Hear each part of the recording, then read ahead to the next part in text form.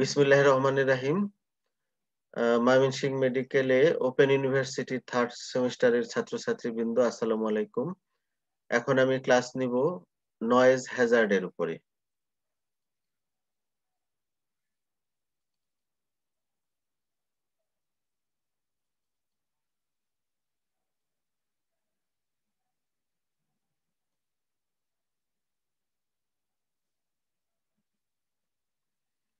What is noise? Noise is often defined as unwanted sound. Noise can be defined as wrong sound at wrong place at a wrong time.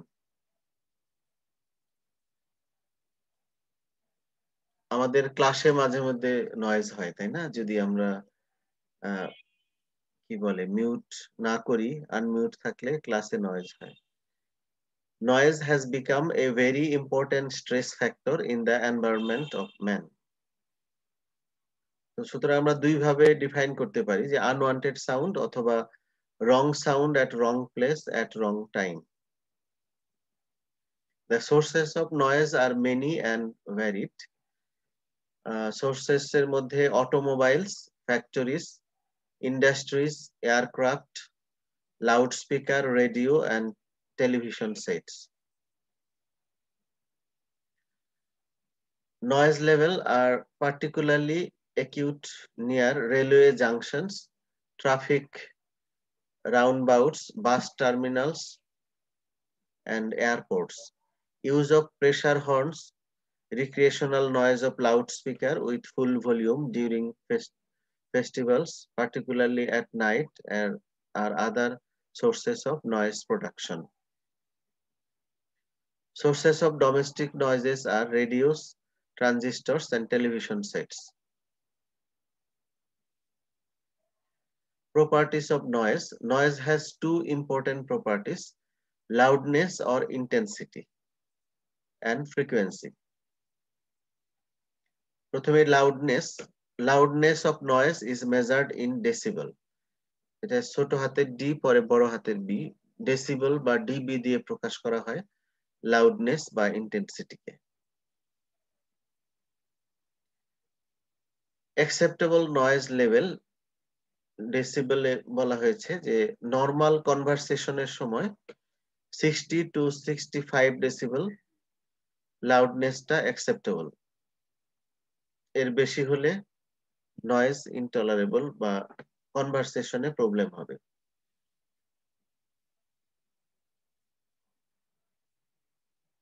Whispering 20 to 30 decibel.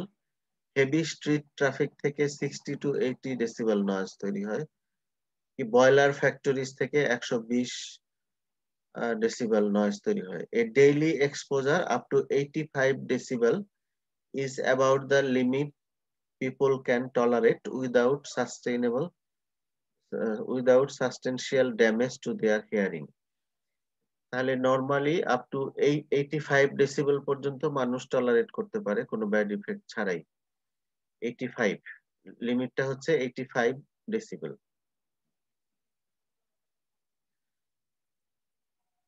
বেডরুমে 25 decibel পর্যন্ত acceptable, living রুমে 40 decibel, অফিসে 35 to 45, ward or hospital 20 to 35, whispering এরিয়াতে 10, speech এরিয়াতে 70, jet take off 150, normal tolerance or daily exposure 85 decibel.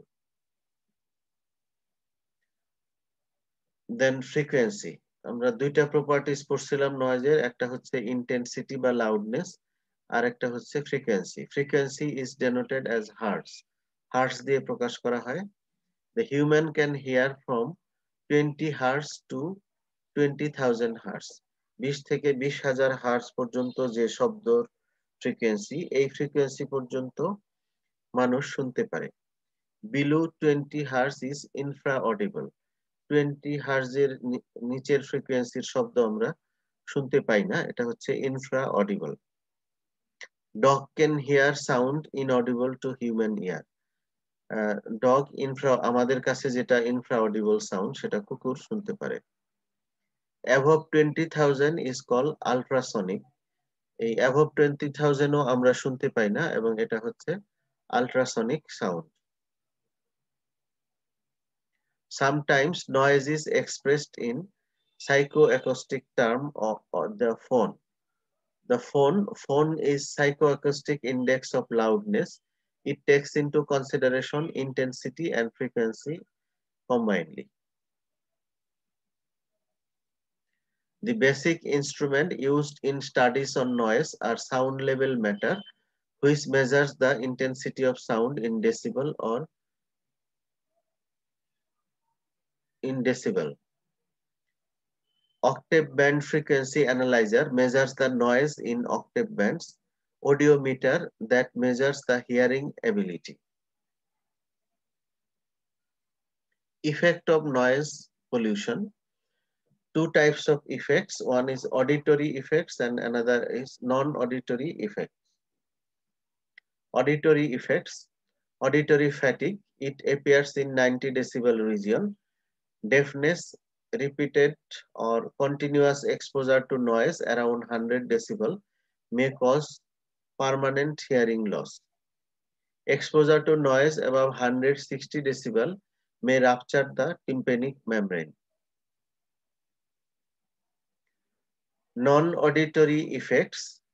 Interference with speech, annoyance, decreased work output, and psychological change like increased blood pressure, intracranial pressure, heart rate, and sweating এগুলো হতে পারে। Physiological change like increased blood pressure, intracranial pressure, heart rate, and sweating. How can we control the noise?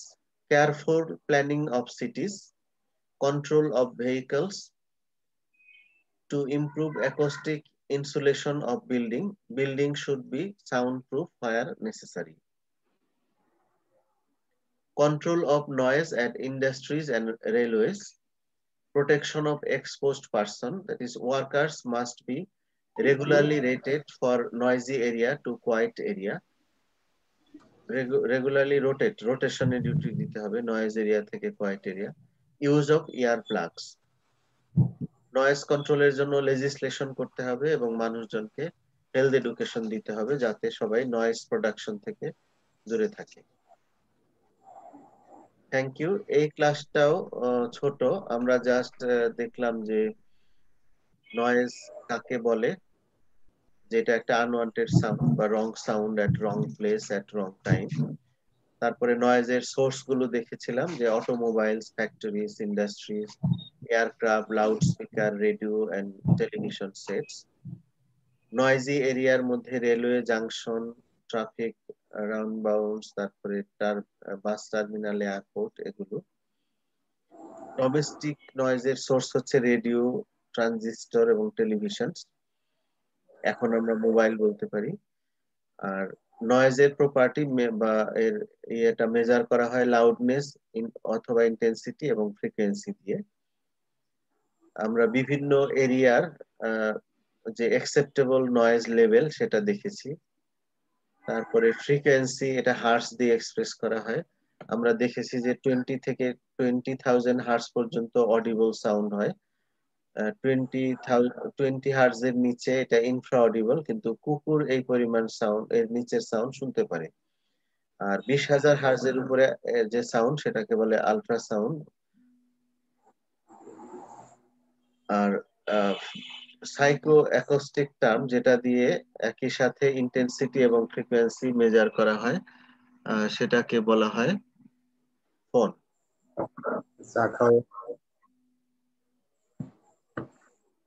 এরপরে আমরা effect দেখেছি, effect of noise pollution. এর মধ্যে দুই ভাগে ভাগ করা হয়েছে, অডিটরি ইফেক্ট এবং non auditory effect. Auditory effect, auditory fatigue, এটা 90 ডেসিবেল এক্সপোজ হলে হয়। আর 100 ডেসিবেল হলে একদম ডেফনেস হতে পারে। টিম্প্যানিক মেমব্রেন রাপচার হতে 160 ডেসিবেল প্রয়োজন হয়। নন অডিটরি ইফেক্টের মধ্যে interference with speech, annoyance, decrease work output এবং কিছু ফিজিওলজিক্যাল চেঞ্জ হয়। ব্লাড প্রেশার বেড়ে যেতে পারে, ইন্ট্রাক্রেনিয়াল প্রেশার বেড়ে যেতে পারে, হার্ট রেট বেড়ে যেতে পারে, সোয়েটিং হতে পারে। তো এই নয়েজ থেকে বাঁচার জন্য আমাদের সিটি প্ল্যানিং করতে হবে, ভেহিকল কন্ট্রোল করতে হবে, বিল্ডিং যেখানে সাউন্ড প্রুফ করার দরকার করতে হবে, ইন্ডাস্ট্রি, রেলওয়ে বা যেটা নয়েজ এরিয়া সেখানে নয়েজ কন্ট্রোল করতে হবে, এবং যারা ওয়ার্কার বা যারা নয়েজ থেকে প্রোটেকশন চায় তাদের রোটেশনে ডিউটি দিতে হবে অথবা কানে ইয়ার প্লাগ ব্যবহার করতে হবে। নয়েজ কন্ট্রোলের জন্য আইন করতে হবে এবং সবাইকে এডুকেশন দিতে হবে। তো থ্যাংক ইউ এভরিবডি। নেক্সট কোনো দিন কোনো ক্লাসে আবার দেখা হবে। আজকে এই পর্যন্তই। সবাই সেকেন্ড সেমিস্টারের প্রিপারেশন নিতে থাকেন। পরীক্ষার বিষয়ে একটা চিঠি আপনাদের হোয়াটসঅ্যাপ গ্রুপে দিয়েছি। কেউ আর কিছু বলবেন? স্যার, পরীক্ষার সিস্টেমটা কি কিছু বলা আপনাদের কি জানানো হয়েছে, যে এমসিকিউ বা রিটেন এরকম কিছু স্যার? এটা নিয়ে আসলে আলোচনা চলছে, এখনো নির্দিষ্ট করে জানায়নি। তবে এমন হতে পারে যে অনলাইনে হবে, যদি না খোলে তাহলে অনলাইনে হবে, যদি ইউনিভার্সিটি খোলে তাহলে ডাইরেক্ট আগের মতো হবে। আর যদি না খোলে তাহলে অনলাইনে হবে, সেখানে হয়তো বেশিরভাগ শর্ট অ্যান্সার কোশ্চেন থাকবে, যেহেতু অনলাইনে বড় জিনিস লেখা সমস্যা, সেখানে হয়তো ছোট ছোট প্রশ্ন থাকবে, এক লাইনের অ্যান্সার দেওয়া যায় এরকম প্রশ্ন। আচ্ছা স্যার, থ্যাংক ইউ। যখনই আমি জানতে পারবো আপনাদেরকে জানিয়ে দিব। তো তাহলে এখানেই শেষ করছি। আল্লাহ হাফেজ।